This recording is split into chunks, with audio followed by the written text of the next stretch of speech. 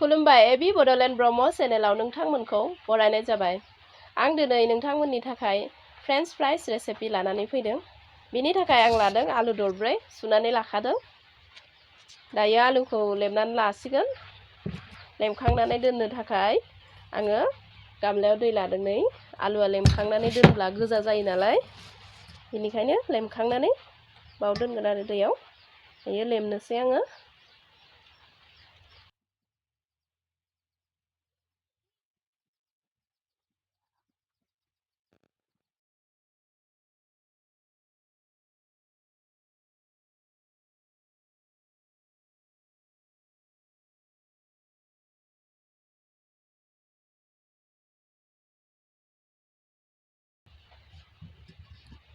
नै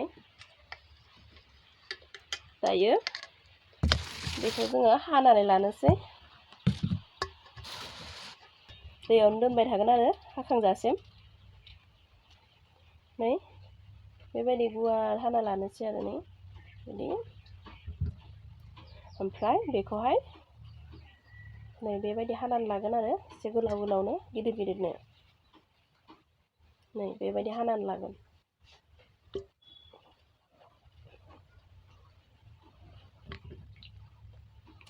गासैखौबो हाना लानोसै।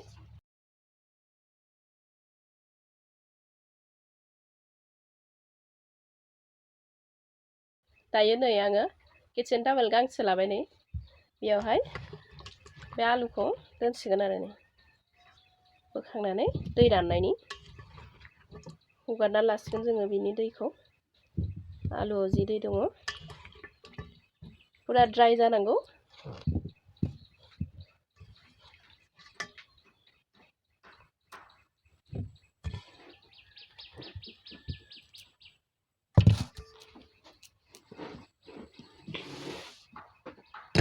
नै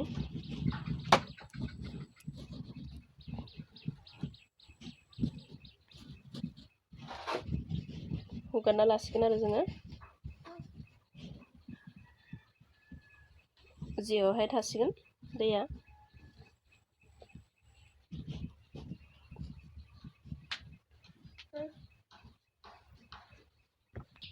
दायो गामलायाव लाफिननोसै जोङो आलुखौ।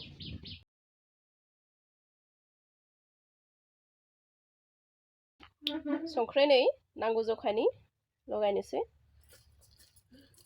धनिया पाउडार सामुससे, बानलु पाउडार नै आधा सामुस लादों आङो। गुलमरिच पाउडार हाफ टीस्पुन लादों आङो। नै दायो बेखौ मोजाङै मिक्स खालामनोसै। बे खुरैयावहाय मैदा लादों आङो नै एसे। दायो मैदा एड खालामनोसै बेवहाय आरो मोजाङै मिक्स खालामना लानोसै। आङो 100 ग्राम मैदा इउज खालामदों बेवहाय। बेवहाय बास्केटावहाय माबानोसै, गुदुं गुदुं दङ नालाय नाङि पार्टआ गलांसिगोन आरो जोङो सान्द्रियाव सालिना लानाय बायदि माबानोसै लानोसै। नाङि पार्टआ गलांबाय। नै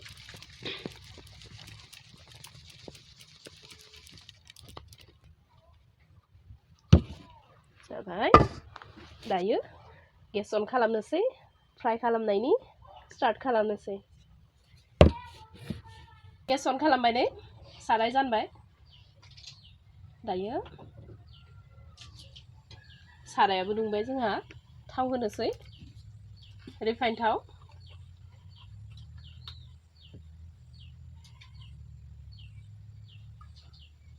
जोङो डिप फ्राय खालामनांगोन।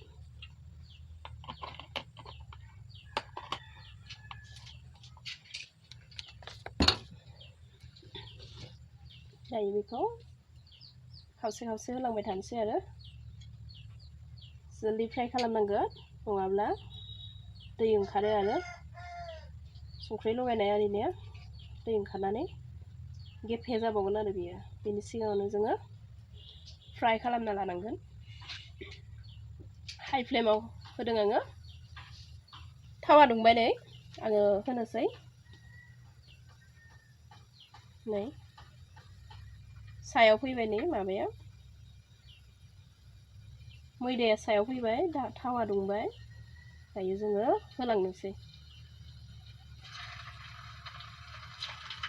हाइ फ्लेमाव लादों दे आङो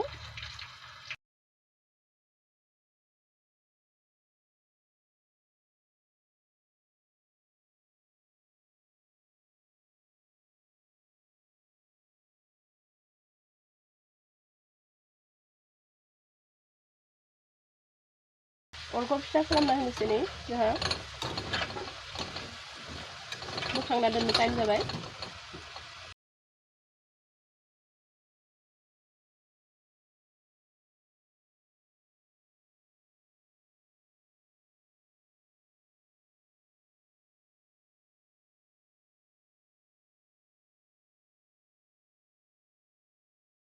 दायो जों सिगां बेखौ फ्राय खालामना दोनदोंमोन ना हाफ फ्राय खालामनानै बेखौ होनोसै आरो दायो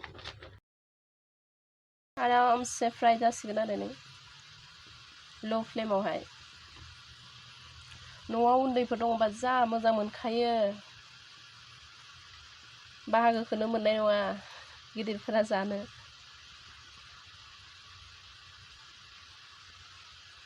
जोबोद मोजां मोनो आरो रेसिपिया रेडि जाबाय सस लादों आङो इन्जय खालामनो थाखाय रेडि जाबाय नै जा मोजां क्रिस्पि जाखादोंना थानोनो हाला लुगैनाया जानो लुगैथारबाय बाबु फैद' जल्दि नङाबा जोबसिगोन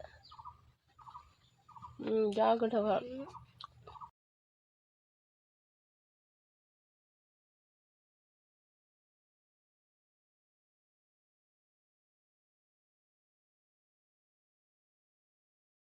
आंनि चेनेलाव नोंथाङा गोदानब्ला अन्नानै आंनि चेनेलखौ साबस्क्राइब खालाम लाइक खालाम लोगोफोरजों शेयार खालाम आरो फ्रेन्च फ्राइस रेसिपिखौ नोंथाङा न'आव ट्राइ खालामखांनायनि उनावहाय कमेन्ट खालाम माबायदि फ्रेन्च फ्राइस रेसिपिया आङो ससजों इन्जय खालामबाय जा गोथावखा